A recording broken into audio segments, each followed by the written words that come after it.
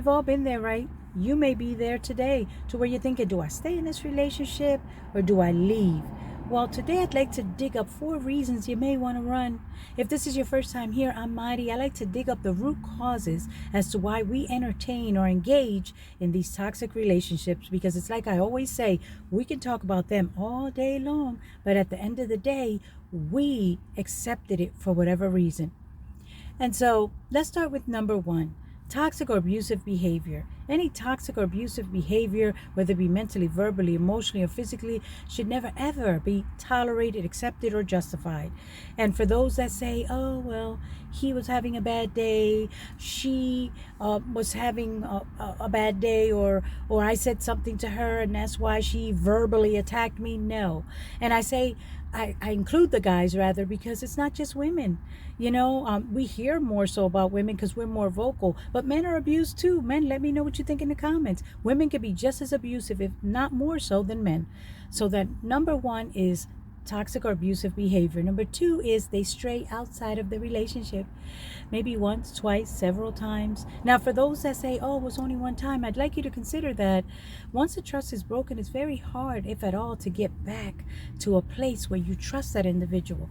And for those that are dealing with someone who repeatedly does it, you may want to think about what the word says. The word says true repentance bears fruit.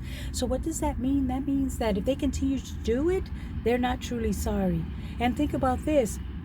They weren't sorry when you didn't know about it.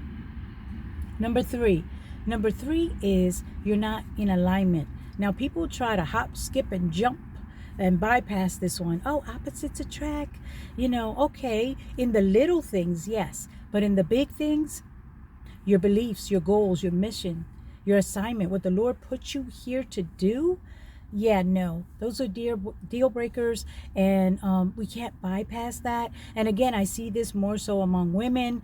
Oh, he'll come around, or maybe he's not there, but I'm just going to totally ignore the fact that maybe he doesn't know God or wants to have a relationship with God, but I'm on fire for God. Just ignore it. It'll all work out. Put it in the comments. Let me know how that's worked out for you, because I've done it, or tried to anyway, and that has not worked out. You must be in alignment. I always use the example of the cheerleader, where you're in a game, in a football game, for example, and you're in the game, and that person is, because I hear this among women too, well, at least he's there to say rah rah rah and support you. But when it's time to play in the game, when it's time for him to cover you, when it's time for him to block whatever's coming, they're in the stands, they're on the she's on the bleachers, guys. She can't help you in your assignment. She doesn't even understand it. Oh, you're always doing that.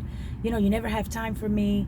You have to be in alignment so that they can understand where you're going, and they can understand, hey, she's working all the time, or he's working all the time, because they have a goal, they have a mission, an assignment. I understand it, and I can walk with them in it.